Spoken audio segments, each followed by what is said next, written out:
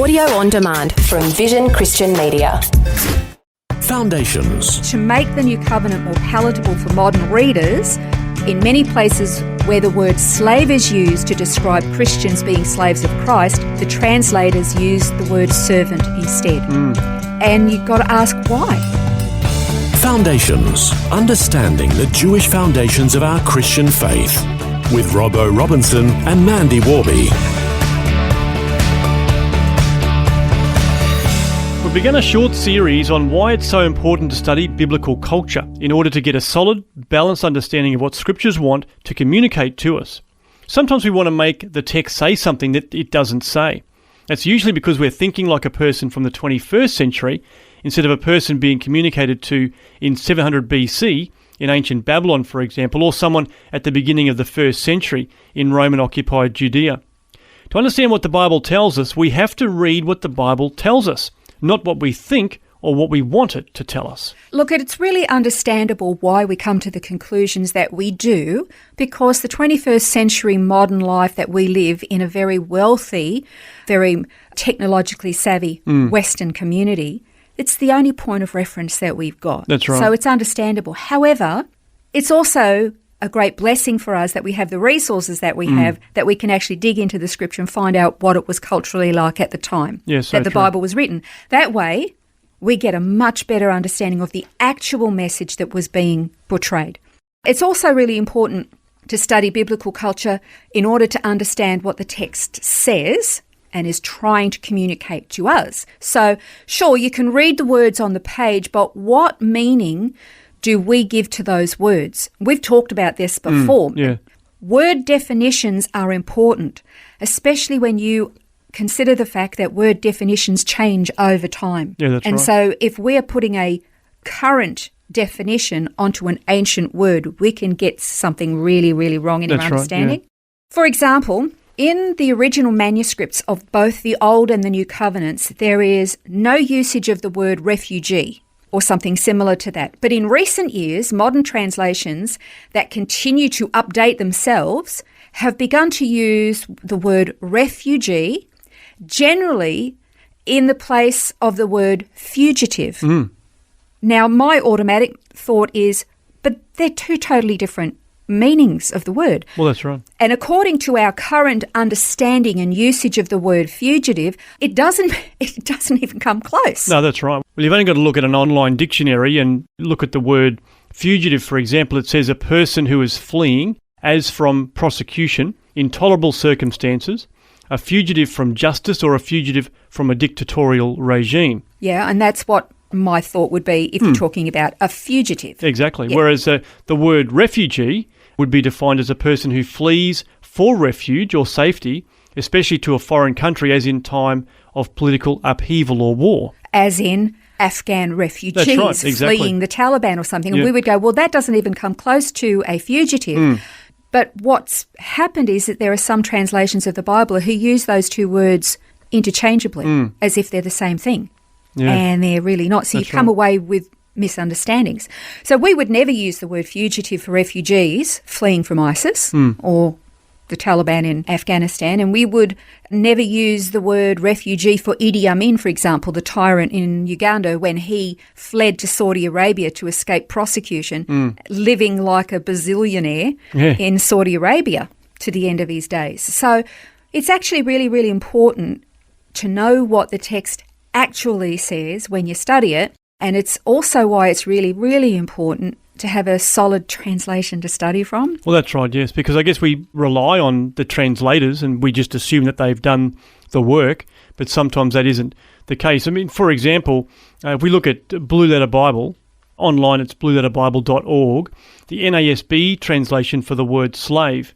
Now, in the Old Covenant, it's found 36 times, and in the New Covenant, the word slave is found 65 times. That's in the NASB, but when you change the translation to the ESV and search for the word slave, it only brings it up 17 times in the New Covenant. So essentially that means that there's 48 places in the New Covenant in the ESV translation where the word for slave is missing, and that's actually because they've changed it to servant. So there are several different Greek words that are used for slave. Okay, they are, I'm not going to pronounce these properly, by the way, just saying.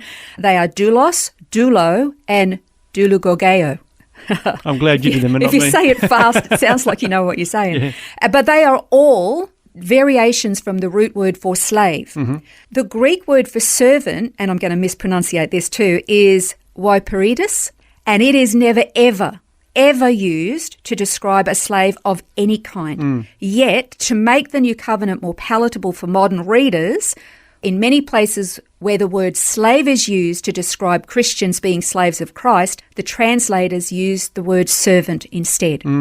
And you've got to ask why. Well, I guess the obvious answer to that is because the term slave or slavery has a very negative connotation, doesn't it? So they think, we don't want to sort of put that into the text. Servant sounds more palatable because of those negative connotations. Yeah. Well, an example is 1 Corinthians 7. So in the NASB, we read verse 22, where Paul said, "For he who was called in the Lord while a slave is the Lord's freedman. Likewise, he who was called while free is Christ's slave."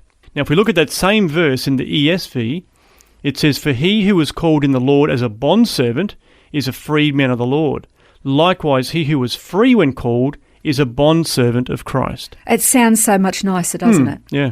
Well, it might sound palatable, but the definitions and meanings of those two words, slaves or bondslave or servant, are very, very different. It would be good to do a comparison of what a slave was and what a servant was. Yeah, well, this is really important for understanding the context of the text and I guess what Paul was trying to present here. So let's look at slave, for example. Slaves were property owned 100% by another person. Whereas servants were employees. Well, a slave had no say over what they wore, what they ate, or what they drank. And servants had the option to leave their employer if they were unhappy with the conditions. That's right.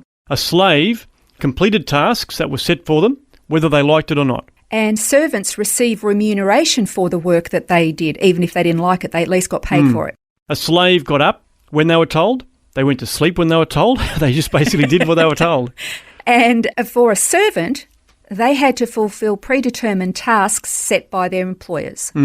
Well, a slave, of course, the other thing was that they never got a day off. No, they didn't. Servants have rights and they have protections according to the law and generally did have days off, time off for holidays, birthday, all those kind of things. Yeah. Well, a slave could be killed as well. They could be beaten or abused at the whim of their owner. Servants have the right to live in their own homes or they can negotiate on the conditions or having their room and board or something like that. A slave could be sold to somebody else with no possibility of recourse. Servants, on the other hand, could leave their employment if they were unhappy. So it was in the employer's best interest to make life a little more comfortable for them. And finally, slaves had absolutely no rights or protections, especially in the ancient world, although that was a little bit different in Israel. Yeah, it was. Actually, slaves actually did a whole lot better. They even got a day off and they had to have, when they were released in Israel, they had to be sent away with their arms filled with money and goods and things so they didn't go out alone. But servants had protection of the law against such abuses.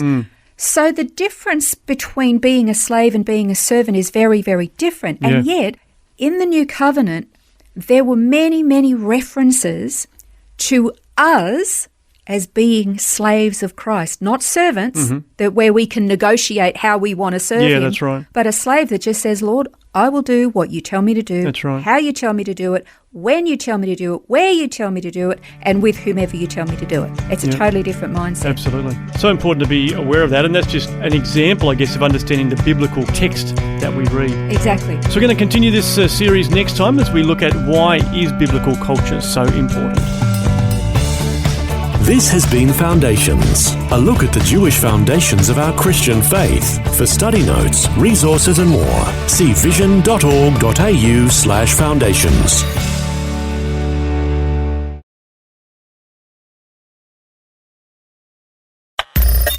Thanks for taking time to listen to this audio on demand from Vision Christian Media. To find out more about us, go to vision.org.au.